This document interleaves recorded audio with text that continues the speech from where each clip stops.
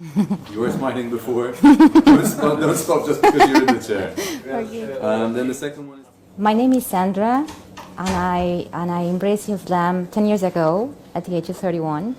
I was born in Colombia, and I was born into a Catholic family. Since a very young age, I was very involved in the church, and especially in the choirs. At the age of 6, I started singing in all the Christmas events and Easter events, and I was pretty much into it. And that's how my life developed. I was very close to the church, especially anything that had to be with music, I was into it. I joined a choir, a children's choir, and I was being always active in the church. So when I finished my high school, I realized the love I had for music, and I wanted to move forward to it. And I knew I had a very, very strong potential as a singer. I had been done a lot of solo singing in classical repertoire. I was very much involved in a lot of Colombian level musical performances. So I joined the musical program to develop myself as an opera singer. And I finished my career as an opera singer in Colombia. Then I moved to Austria. I was accepted to enter in the Vienna Conservatory. And then I was exposed for the first time to what the real life of music was. I was very, very dedicated in my music, but I was always feeling an emptiness in me. Of course, I moved alone. I went by myself, and I was living with friends. But always my family was not there, so I would always feel like I had the voice of my family and telling me, keep connected to your faith. So I remember every day going through the conservatory, I will stop and I will go and enter into the church. And I remember my impression going inside and seeing all these statues and seeing people mainly with white hair. You would rarely see young people there. Although the places were amazing, it was really like a piece of art, but there was no soul inside of them. But I just wanted to keep connected to my family and to what I was as a child, connected to the church. So I will keep on going. And I remember going inside the church and feeling like, okay, there's this Mary looks beautiful today. Let's put a candle here and make a prayer here. And the next day I will go to another church, and maybe it was a church with the name of a saint. So I will go and pray to the saint. And it was just, starting to feel like it's really confusing. When you are out of the environment where you are grown, you start to make your questions and start to think outside of the box. And as much as I wanted to keep connected to God, because that's how I was raised, I was feeling there were many things that were not clear to me, and there were many questions that were opening up, and I wanted to understand. But I knew since the beginning that I arrived to Austria that once I would finish my degree, I wouldn't like to stay there. I felt like I was completing my degree to please my family. I grew up feeling that I wanted to please everybody, and I felt that with my singing I made many people happy. I could bring peace. I could make a religious event, a wedding, beautiful. Sometimes after the wedding, people wouldn't say how nice the priest spoke, but how beautiful the music was. It was like music was the center of the faith. Like people were going to the church looking to being satisfied with the music. People will go to these amazing cathedrals just to hear the music. And once the big pieces of the repertoire were done, halfway the mass, suddenly the church would be empty. I remember Japanese buses stopping just next to the cathedrals, and then the church would be full of people. And once the communion started, that usually if you think about Schubert, like masses or Mozart masses, the music goes until the communion, and then after that, once the communion was over, the church was empty, and the priest was really upset. Once I continue studying, and I was about to reach my final diploma, my final degree, I remember feeling this sense of loneliness and confusion and frustration and not clarity where my life was going towards to.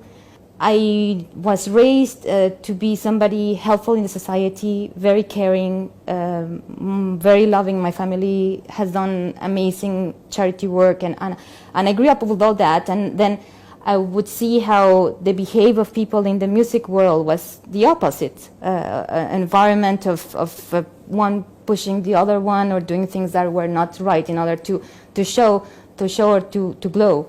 And I couldn't see myself doing that.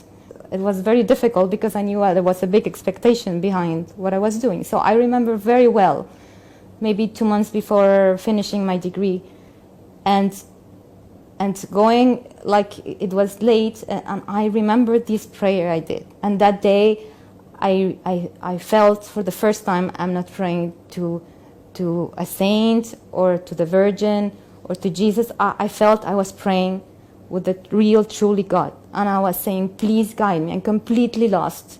I don't know what I should do with my life. So please, please guide me. And it was a very truly do a prayer for guidance. And I had the opportunity at that moment either to go to Spain and join an aunt, or to apply to move as an immigrant to Canada.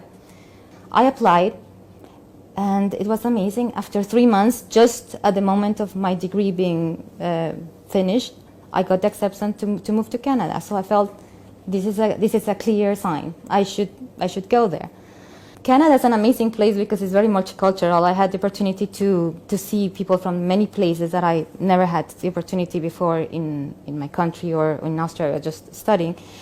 And I got in touch with Muslims, and at an event, a multicultural event. And there they start asking me about my faith. I felt I have to be strong, and I know I have my doubts, but this is who I am. So I would, try to repeat what I was raised up having to say.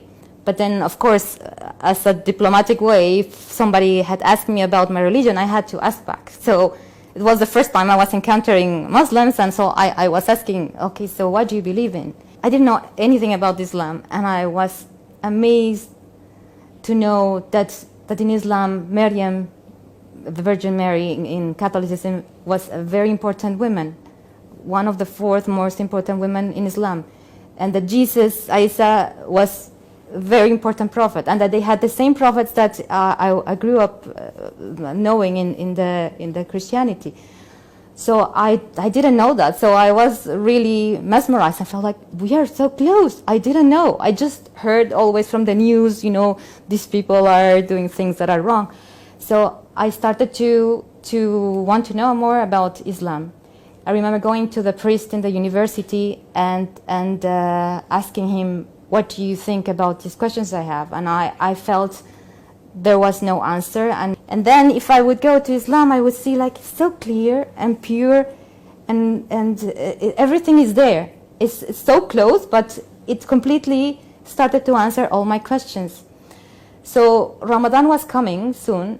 Very blessed to be invited to a mosque for an iftar, and it was going to be Taraweeh after. And since the communities are small, people will come for the iftar, and then they will stay until the prayer of Taraweeh. So I remember going for the iftar, and I remember how these ladies who had been fasting for a whole day would give me food first, and I was like very impressed how people were not just jumping, they were doing a prayer before eating. And then I saw for the first time the prayer of Islam, and it was the most beautiful thing I had encountered until the moment, to see how people were all standing in lines and doing the same movements at the same time, and then to hear the Quran for the first time for me was like a kinesthetic experience. I remember feeling like I was embraced, and it was something really out of this world. I felt I need to listen more of this, and I need to know more about this religion, because I really love how it looks and how it feels.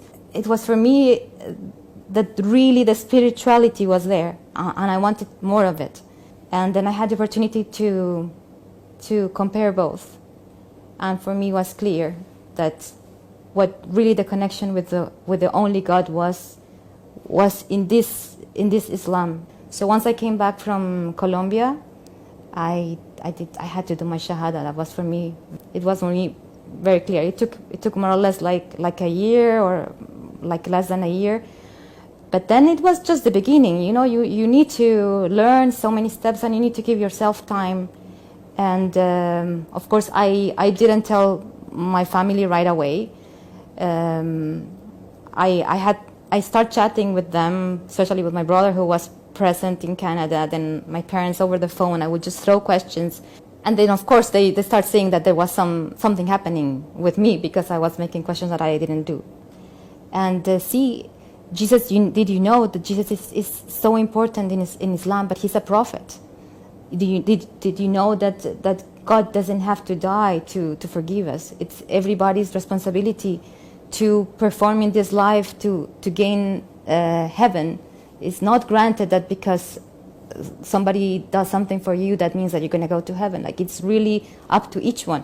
So they started to see that I was questioning myself, and in my path I was questioning them. So, but it took me a year to tell them about my conversion. And once I told them, which for them was almost like, at that point, my brother already knew, because he would see me, that I was, going to the Islamic centers and meeting with people. And so he saw, obviously, my change. And then I told them. They kind of accepted, but I felt I need to do something, even for the people in my environment, to see that I'm truly meaning my conversion, my new faith. I have to put a hijab on. I remember telling a friend, next Ramadan, I will start wearing hijab. And then she told me, why do you have to wait until Ramadan? And I remember coming back home and, yes, why do I have to wait? And I started reflecting on it, and I said, very good, to show that Islam was good. So it was like a protection of myself. If I were to do something that it was not, not accepted, I would remind myself, I have the hijab, I need to be good. So alhamdulillah, they accepted me, they respected me. Mainly with my mom and my father, I had a lot of opportunities to talk about it in detail. With my brothers and sisters, there's more like an acceptance. At the beginning of my conversion, I felt like I had to talk with everybody. I need to tell everybody has to be Muslims. And then I realized everybody needs a time, and it's only Allah who guides. And through my behavior, I do more than through speaking out.